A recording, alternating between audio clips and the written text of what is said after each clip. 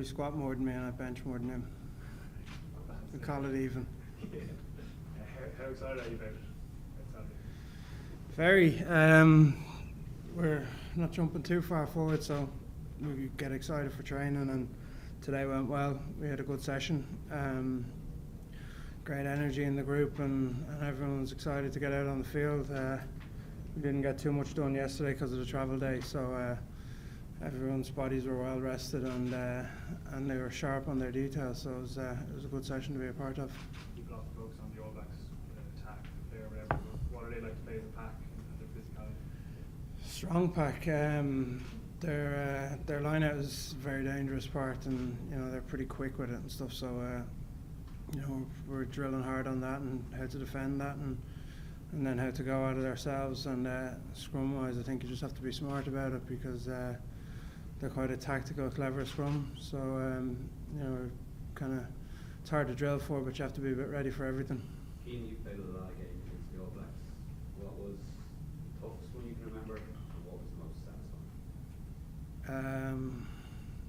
Probably the next one, I hope. Yeah. I don't know. I'm not really looking back on any of them. They're gone from me now, and none of them have been at a World Cup, so they don't matter an awful lot. Okay, that's fair enough. Were they really educational for you if you lose head, or just how tough test match you can be? They kind of help you get to where you're at today. Is that the line you're looking for? No. I don't know. Every test is something you're learning about yourself, and I suppose a couple of the earlier ones you'd probably understand how good they are at finishing a game for the final 20 minutes. That's probably what sets them apart a lot from teams. So you need a longer performance than a 60-minute performance. It has to be a complete game performance and screwed on for the whole thing, because they're so dangerous. If you have a blip for a period of the match, they'll take their shots. Cian, the drop in temperature, do you think that will help you go for the full 80 minutes? I won't ever do 80 minutes anymore, I don't think. Gone are the days where we're allowed to do that. But I suppose it's probably going to help both teams. New Zealand's not too hot either, I don't think. So it's probably more pleasant to play in, and let both teams have a bit more free-flowing rugby. Simon was just in here saying that you guys have some things up your sleeve that the All Blacks might not have seen yet. Are any of those things specifically for the All Blacks, and how excited are you about putting out some of those? I'm not telling you. They're up my sleeve. We've got some new stuff that we haven't done before, and it's up to them to figure it out. What do you make of the changes that they've made? They've gone for mobility in their pack. Are you seeing that? The vision that Have they picked their team?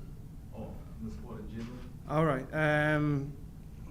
Like anyone they pick, they have such a good pool of players to pick from. They're dangerous, and they're going to pose threats. So you just have to give due respect to whoever it is on the day, and have your detail work done and know them inside out before you go out against them. Just, if you were to think any were lesser than the other, you're putting yourself into a dangerous position. Okay, how different has it been for the guys to potentially lose probably after this game? That's tough for him, and we fell for him a bit, but he's a good player and adds a lot to the team. But anyone else that's ready to step into there is equally as good here. We've got a great squad at the moment over here, and I'm very confident in everyone else. And Bundy's showed as squad man today. He was trained well, and put everyone under pressure, and kept working towards the greater good of the team. And that's what you want from a scenario like that. He's not sitting in his room with his head between his hands. He's working hard for the team to go forward. You've beaten the All Blacks twice recently. How much confidence do you guys take from that?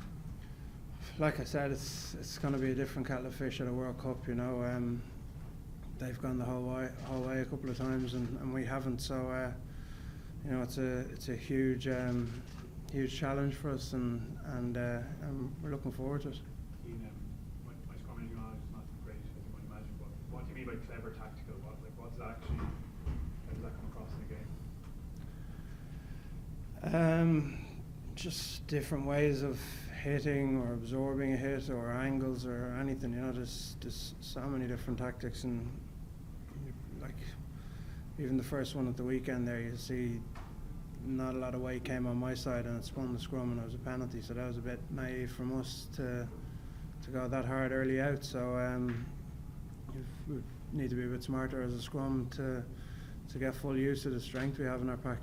There's obviously a big talking point that they let Frank say their squad. What have you made of that? I haven't looked at much. I haven't looked at it yet. Like I said, I'm going game by game, and yesterday is the travel day. I went over all of our stuff. Today we're only finished training a while, so the next night and tomorrow and stuff, I'll get a look over the players. Obviously everyone knows Joe's leaving the week, but Greg Feek is, you won't be heard of him anymore, similar enough, you know, he once led and hacked against Ireland, you know, like, how much benefit has he been? Feek is a good lad. He's got a different perspective kind of than a lot, and I've worked with him for a long time through Leinster and through here, and he's added an awful lot, and like that, like I said, he's got a kind of different way of talking about it, and probably uniting a full scrum into wanting to know a bit more about it. Usually it's just the front rows that want to know more, so getting the back lads involved and wanting to know how we can get better is important. The back five there, the way that they really point that you can't see that in matches, can't you? Can you, as a front row, can you feel the difference and the benefit of that? Definitely, yeah.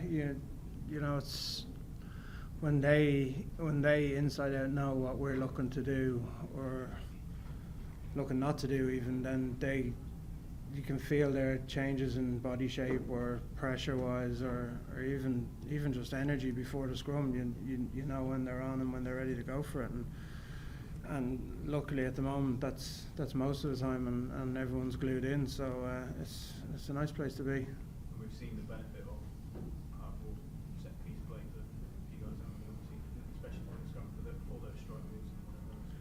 It gives an extra sort of part of the Yeah, we've got such talent outside. It'd be a sin to let them down and not give them a good platform to play off. So that's where we get most of our pressure from, is from 9 and 10 barking at us if we don't get our scrum or line out right. So you know, we want to do that, and we want to put the team on the best platform, and if it means keep the ball in the scrum and get a penalty and do it that way, or if it means have a solid scrum and get the ball out and leave them play, then that's what we're looking for.